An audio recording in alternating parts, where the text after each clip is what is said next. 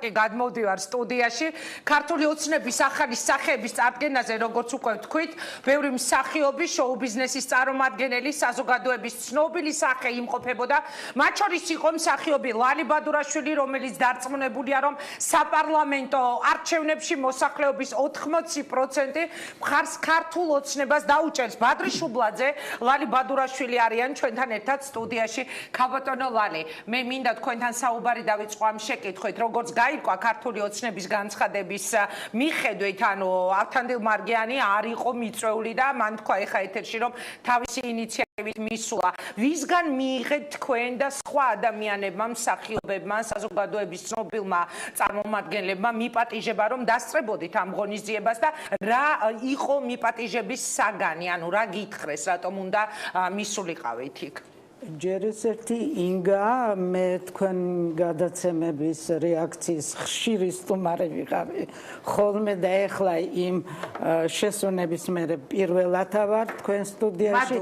ამიტომ მოგილოცავ იმ ფედერაციის ჟურნალისტთა კავშირის დასაჩუქრებას, როგორც პირველი ჟურნალისტი და გაიმარჯვე ამ არაჩვეულებრივი კონკურსში და ძალიან მეთანხმები, იმიტომ რომ მახსოვს ის რეაქცია ვიღაცას მოწონდა, ვიღაცას არ მოწონდა, ქართველის მოსაწონი მთლიანად არაფერი არ არსებობს, მაგრამ ყოველთვის იყო მწვავე, ყოველთვის იყო შედეგიანი, რატომ მეორე დღეს რაც ხდებოდა ჩემს სახლში. რეკვები და რეაქცია ხო, ინგა, ისეთი კატეგორიის ხალხი სხვადასხვა. აი კონსერვატორიის პროფესორა 85 წლის მიღწეულები, რომლის კონცერტებზე მე თვითონ დავდიოდი, როცა ბავშვი ვიყავ, ის რომ დაგირეკავს, რომ გენაცვალე, გაიხარე.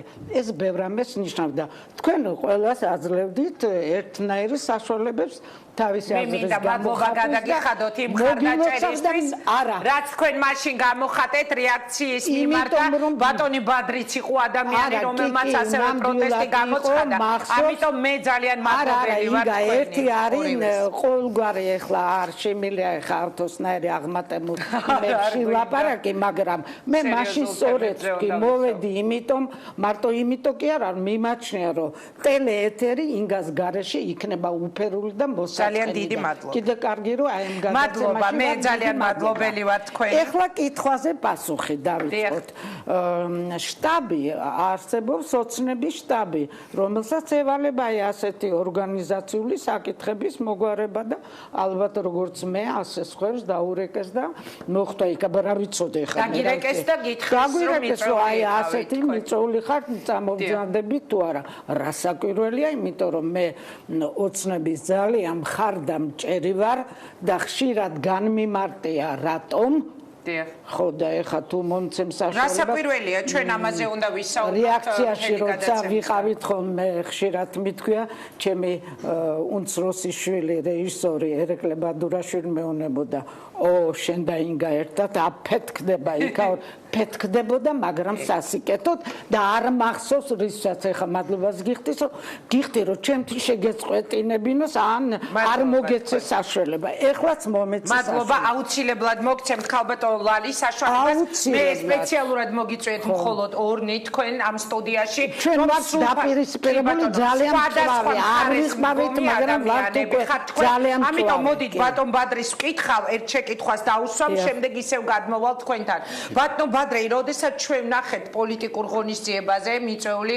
ინტელიგენციის წარმომადგენლები თქვენ როგორ ფიქრობთ ანუ მათი მხარდაჭერა რას ნიშნავს სახელმწიფო გუნდისთვის და როგორ ფიქრობთ ეს ნიშნავს თუ არა იმას რომ მათ უჭერს ძალიან ბევრი ადამიანი მხარს კი მივესალმები ტელემაყურებელს ბევრი სახეები გამოჩნდა მათ შორის ქალბატონი ლალიც იყო იქ სხვებიც იყვნენ და ჩემდა გასაკვირად იქ გამოჩნდა რეჟისორი ელდარ შენგელაია პოლიტიკაში ჩვენი მომხრეც იყო და ჩვენგან იყო პარლამენტის თავმჯდომარის მოადგილე.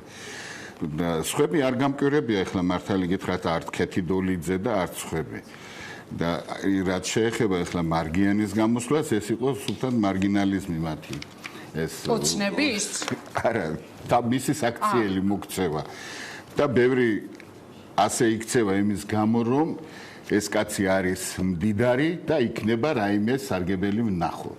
უმრავლესობა, ვინც ემხრობა ივანიშვილს და ქართულ ოცნებას კი არ ემხრობიან ერთ ადამიანს და ეს ადამიანი არის ბიძინა ივანიშვილი.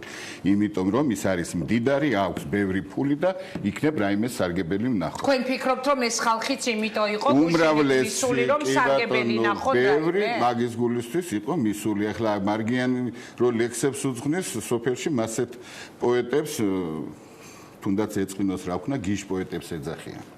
მოდით ქალბატონლანის კითხავ, მაშინ თქვენ ძალიან ბევრი მომხრეები, აი რეალური მომხრეები, მართლა რომ რაღაცა ქვეყნისთვის ფიქრობდეს, მასეთი ძალიან ცოტაა და მე მგონი პრაქტიკულად არ არის. მოდით მე ვკითხავ მაშინ ქალბატონლანის ერთ ადამიანზეა დამოკიდებული და მის ფინანსებზე იქ გამარჯვება მოდის და მოხდა 2012 წელს, მაგრამ 2012 წლის შეცდომებს ქართველი ხალხი 2016 წლის 8 ოქტომბერს არ გაიმეორებს. ამაზე დაგისვამ, კითხვას რა პროგნოზები გაქვთ თქვენ და რა მოლოდინები? ქალბატონო ლალე, იმიტომ რომ ამ ადამიანს აქვს ბევრი ფული, ასე ფიქრობენ თქვენს ოპოზიციაში, ანუ თქვენს გულისხმობს სახელმწიფო გუნდის და მათი მხარდამჭერების, ამიტომაც ჩვენ ვხედავთ ამ ცნობილ ადამიანებს ამ გუნდის გარშემო რას უპასუხებ? ნუ ვერაფრით ვერ დავეთანხმები ბატონ ბადრის, იმიტომ რომ ფინანსები ძალიან ბევრს არ აქვს, თუ ძალიან ბევრ ქართველს აქვს, თუ ამდენი არა ყოველ შემთხვევაში მიახლოებული და როგორც ამბობენ არ გამაწყვეტილის. არ გაგაცნობ. არც ერთი სიტყვა. არ ფიქრობ რომ გაგაწყვეტილის. ორჯერ მეტი როგორც ამბობენ, დამტკიცება უნდა ძნელია, მაგრამ ეხა მე ამას არაფერი გამეგება, მაგრამ ოფშორ ზონე მიშას კიდე უფრო მეტია გატანილი. ისე რომ თანხებზე ნუ ვილაპარაკებთ. ეს თანხები როცა ბატონ ბიძინას ჰქონდა და როდესაც ნაციონალებს, როცა ისინი მოვიდნენ სათავეში, იმიტომ რომ შევარდნაძის მმართველობის პერიოდი უკვე მორყეული იყო, ბალოტა იყო რა, ჭაობი იყო, აღარაფერი წინსვლა არ იყო და ეს ახალგაზრდები მოვიდნენ იქ, შვანია იყო, თუნდაც მიშა ისეთი რაღაცა ექსცენტრიული მომზადებული და ბევრი თელმა ქალაქმა და საქართველოს დაუჭირა ახალგაზრდებს. ეგონა დაუჭირა უმრავლესობით და ასევე უჭირდა ბატონი ბიძინა ხარს. მთელი მათი დაფინანსება, მინისტრების, პატრულის ჩაცმა დახურვა, მანქანები, ჯარი, ყველაფერი ეს ახლა ბატონი ნათელაშვილი რო გამოვარდა და რატო აძლევდა ფუსოკაცო ჯიბეში ხო არ აძლევდა. გაძლევ მე შენ ინგაზო რომ მოახმარო ამას და შენ ახლა როგორ მოიხმარ მე უნდა მომთხოვო ამაზე პასუხი. ამიტომ ბატონი ბიძინას პოპულარობა ნუ უკვირთ, იმიტომ რომ იმ კაცმა და კიდევ ერთი ნაციონალებმა ინგა ჩემზე კარგად იცი ჟურნალისტი ხარ და ისეთი მოაზროვნე ქალი ხარ ხო? და ჩემზე მეტი ინფორმაციას ფლობ. რა არ ქნეს? რა არ გააკეთეს, რომ როგორმე ეპოვათ რაღაცა მაკომპრომეტირებელი ამ ფინანსების ბატონი ბიძინასი, რომელიც საქართველოში მას არ უშოვია. რუსეთში სადღაც, მაგრამ რუსეთშიაც ხო არის შავი ფული, ნარკოტიკების ვაჭრობის, არაფერი მსგავსი. ვერაფერი ვერ უპოვეს კაცს და სადღაც ადამიანი პატარა ბიჭი წავიდა, არც მამა ყავდა ისეთი რომ დაეფინანსა, ამიტომ ვცემ პატივს. იმიტომ ჩემ შულებზე გადაყოლილი ვარ, მაგის მიადასეთ ვერაფერი ვერ გააკეთეს და ამ ბიჭმა თავისით გაიკაფა, რაღაცა ფინანსები დააქროა და ამას ამ ქვეყანას აძლევს ხო არ ართმევს ოპერა, რუსთაველის თეატრი, საკონცერტო დარბაზი, ფილარმონია, ოპერეტის თეატრი, ნუ რომელი ერთი ეხლა კიდე ის ჯარის შენახვა, ნუ რა ქნას 400 ეკლესია სამებაზე აღარა მაქვს. არ არის საკმარის კომპიუტერები, რომელსაც მიშა დაარბენინებდა და ბავშვებს ურიგებდა, ისიც მისი ფულით იყო თურმე ნაშოვნი. ეს გზები, რომლებიც გაგვიწყალეს ნაცემაგული, მეტი რა დატოვეს ინგა ჩესნა, გზების მეტი, გზები ისიც ამ კაცის ფულით ყოფილა დაფინანსებული.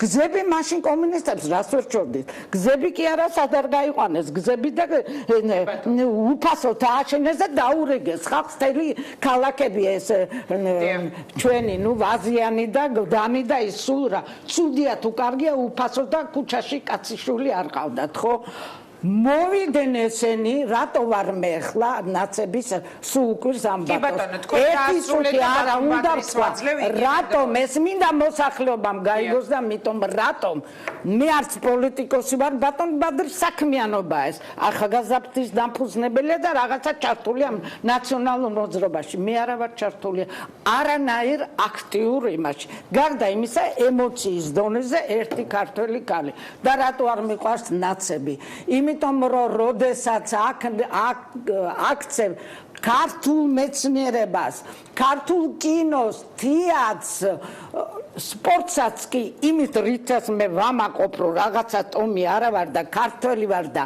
შემიძლია ყველას პირისპირ ვესაუბრო იგივე სიმაღლეზე ამას მინგრებ და თან წინა გადაცემაზე მოვდიოდი ირაკლი ჩარკვიანის დედის დაბადების დღე იყო იქედან წამოვიდა გოგოებმა მითხრეს იცინგა უნდა გითხრა რომ ლარი არ გაბრაზდე რა შენებურა და შევეცადე წყნარად ვიყავი და უცებ ბატონი ბადრი და არ მავიწყდება ის იმიტომ რომ მანამდე შევხვედრი ვარ და ასე მწვავე არ მქონია 300,000 პრობაციონერი ქართველი ბიჭი ყველანი ციხეში და დასაჭერები იყვნენ როგორ შევიდა ეხავე დაგიბრუნდებით ქალბატონო ლარი მოდი დროიდან თანაბრად ამიტომ ერთი წუთი იმიტომ ის ამიტომ ერთი წუთი და მე ილაპარაკეთ თქვენ ამიტომ უჭერ ოცნებას ხას არ იჭერს ტყუილად დასაჭერი უნდა დაიჭირო ეხა რო ლაპარაკობენ ეხა კაცი კაცს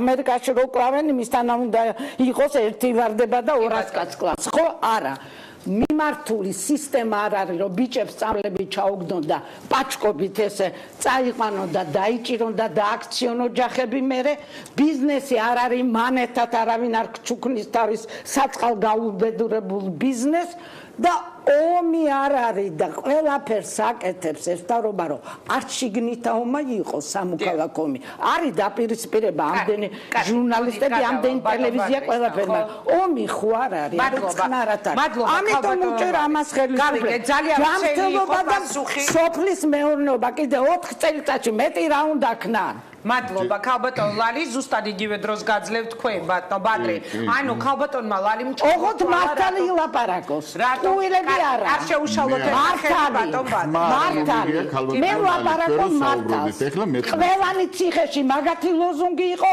ხელი არ კანგავდეთ ეს როლი მე ვარ მაგან ილაპარაკოს მართალი ეხა ბატონ ბადრის მივცენ ზუსტად იგივე ეხა მე გარჩევდები მე მომეცი საშუალება პასუხს დავიწყებ ბოლოდან 300,000 პრობაციონერიო და ბატონმა ბადრიმ დაუჭირა მხარიო. მე პირდაპირ ეთერში ვამბობ, ეს არის სრული ტყუილი.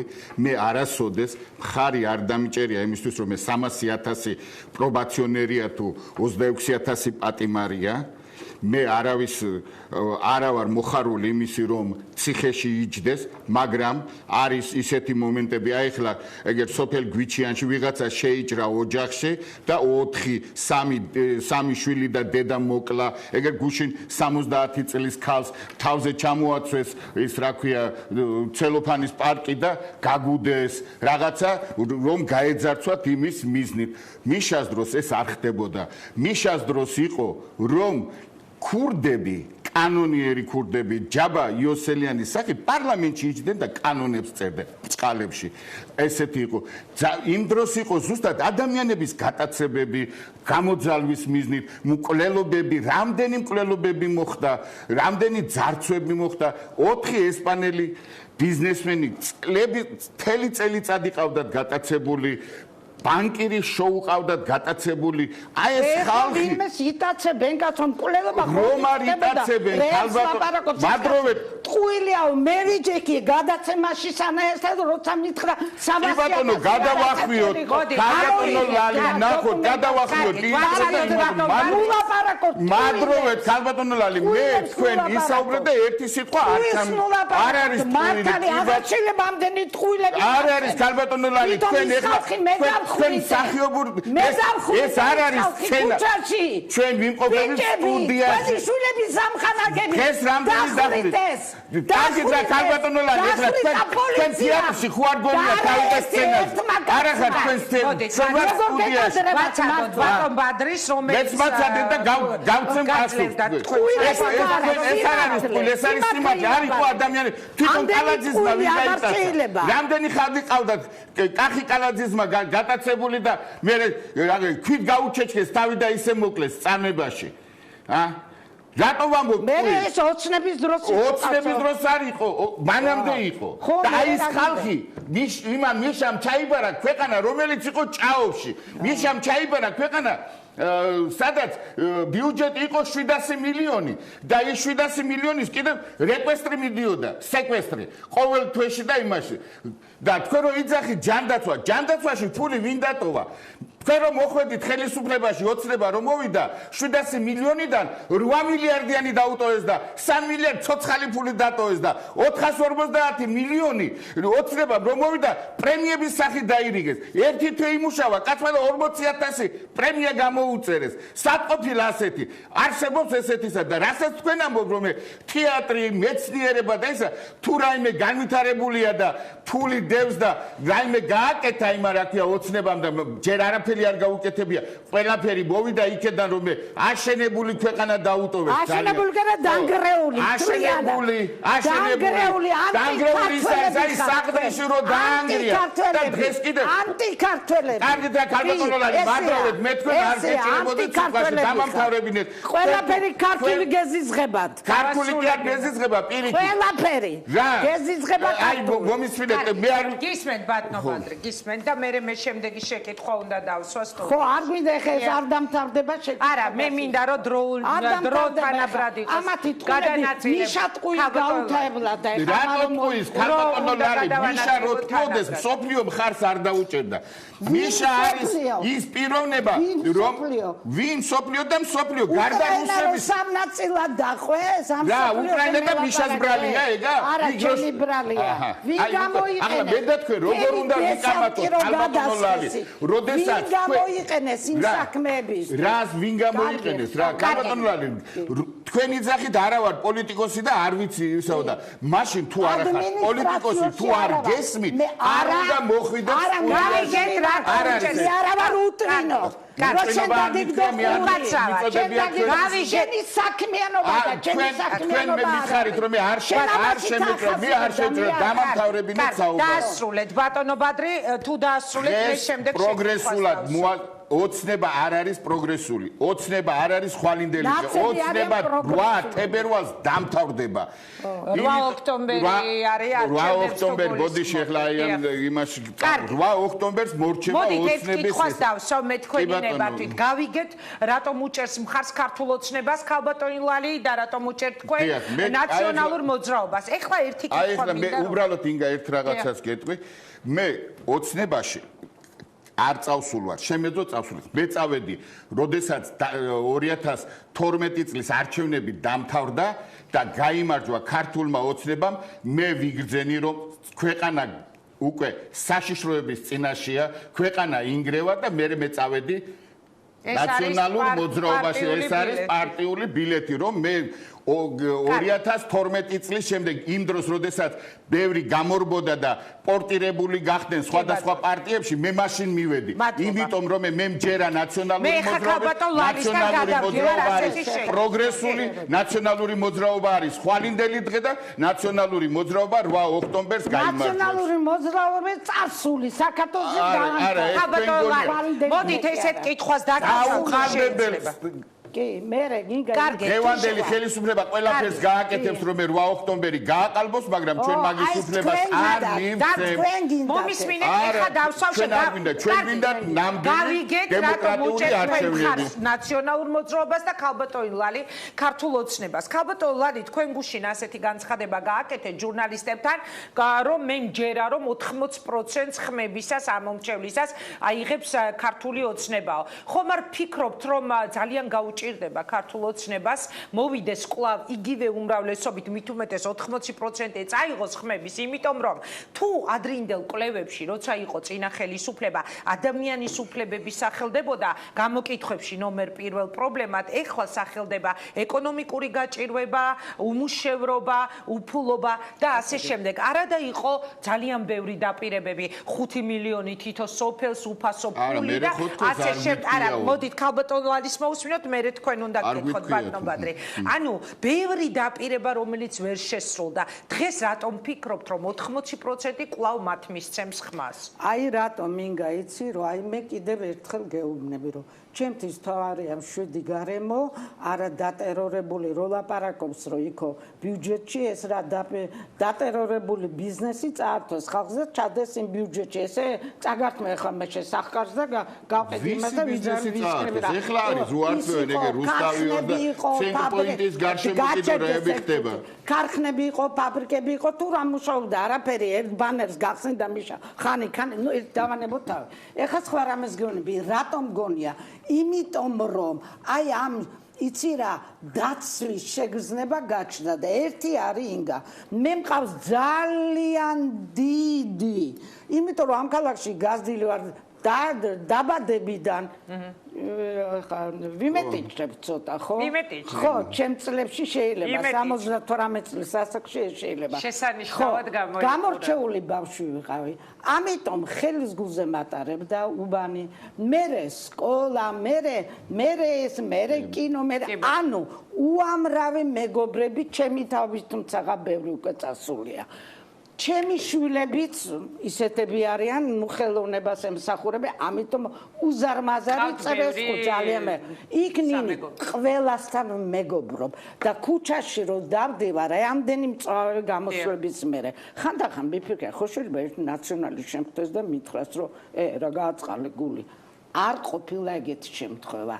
მარშრუტ მე არ მაყავს მანქანა არ დავდივარ მანქანით მე ამიტომ საზოგადოებრივი ტრანსპორტით დავდივარ სამარშრუტო ტაქსებით ისე შენ არიცი რა ხდება ინგა ხანდახან მერიდება ქალბატონ ვალი თქვენ გაიხარეთ თქვენ რო ვეუბნები რომ აი ეს რო გულაცრუებული არის რაზედაც ამბობ სამართლის რაღაცები რაც ვერ მოასწრეს და ვერ შეძლეს მაგრამ აი როგორც კი დგება საფრთხე რომ ისენი თუ ესენი იმ წუთში რასაკონტო რა დაცულია მაგობა რეკლამა არის ეთერში და დაუბრუნდები კაცმა ვიღაცა 4 კაცი დაახშო ეს ყოველთვის იყო კომუნისტების დროს რომ რეჟიმი იყო მაშინაც ხდებოდა რეკლამის დროა ეთერში და რეკლამის ნაცემა სხვა შორის ოღონდ არაბადრისნაირ აი სათავეში რო იждენ გავიგეთ რეკლამის შემდეგ დაუბრუნდებით პირდაპირ ეთერში და შეკითხვას უკვე ბადრი შუბლაძეს დაუსვამ სულ მალე ვართ ეთერში